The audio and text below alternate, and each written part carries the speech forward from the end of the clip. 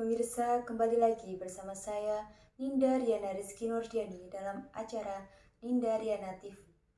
Nah, pada kali ini saya akan menyampaikan materi pengertian filsafat pendidikan, tokoh-tokoh aliran filsafat beserta teorinya, dan manfaat mempelajari filsafat dalam pendidikan. Masuki materi yang pertama yaitu pengertian filsafat pendidikan. Filsafat pendidikan adalah suatu cabang ilmu filsafat yang fokus melakukan kajian dan mempelajari hakikat dari pendidikan. Cabang filsafat ini memandang bahwa pendidikan merupakan proses memanusiakan manusia. Kita beralih ke materi yang kedua, yaitu tokoh-tokoh aliran filsafat beserta teorinya. Yang pertama ada Socrates, 469-399 sebelum Masehi. Dalam sejarah filsafat, Socrates adalah seorang pemikir besar kuno yang gagasan filosofis dan metode pengajarannya sangat mempengaruhi teori dan praktek pendidikan di seluruh dunia barat.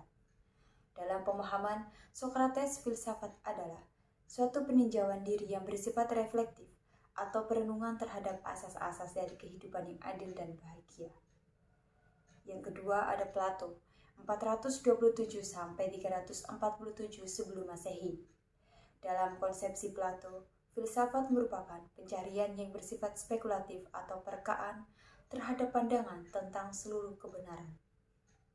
Filsafat Plato itu kemudian digolongkan sebagai filsafat spekulatif.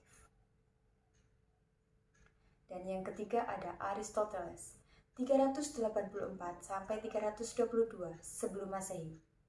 Aristoteles hidup sejak 324-322 sebelum Masehi dan pernah menjadi murid terbaik dari Plato selama 20 tahun.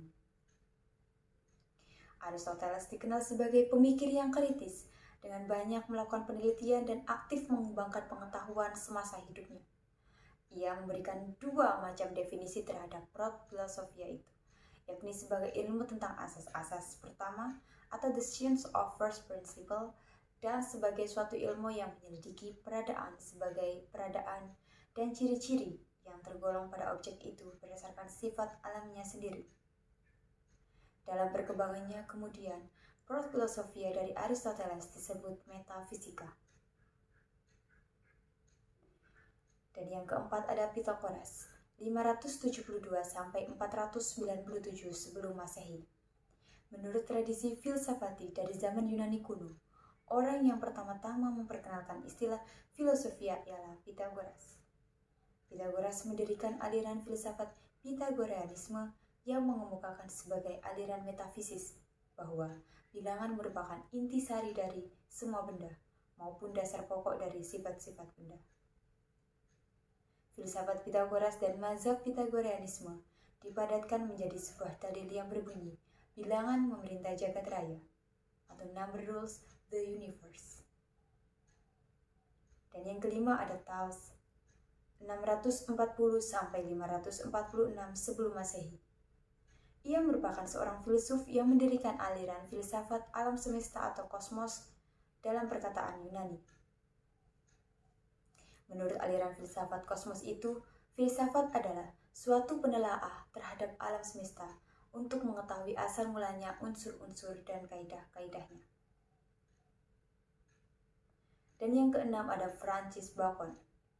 Ia menyebut bahwa filsafat sebagai ibu agung dari ilmu-ilmu atau the great mother of the science.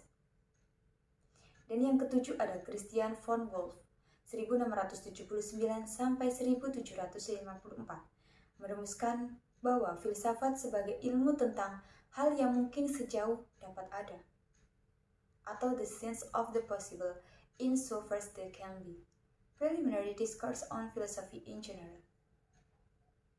Dan yang ke-8 ada Herbert Spencer, 1820-1903, First Principles, filsafat sebagai pengetahuan dari generalitas yang tertinggi derajatnya. Dan yang ke-9 ada Lewis Whitebeck. Filsafat merupakan suatu usaha yang gigih untuk memikirkan hal-hal sampai tuntas.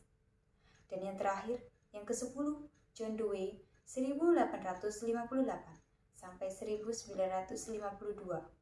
Filsafat sebagai suatu sarana untuk melakukan penyesuaian-penyesuaian antara hal-hal yang lama dengan hal-hal yang baru dalam suatu kebudayaan. Dewey lebih suka menyebut aliran filsafatnya instrumentalisme yang dasarnya ialah pengalaman. Dan kita beralih ke materi selanjutnya, materi yang terakhir, yaitu manfaat mempelajari filsafat dalam pendidikan. Yang pertama, filsafat mampu memberikan pandangan yang luas. Dan yang kedua, filsafat mampu membuat kita untuk berpikir lebih kritis. Dan yang tiga, yang terakhir, filsafat mampu memberikan kebiasaan dan kebijaksanaan dalam memecahkan persoalan dalam kehidupan sehari-hari. Baik, informasi tadi menutup jumpa kita pada kesempatan kali ini. Semoga bermanfaat. Saya pamit undur diri dan sampai jumpa.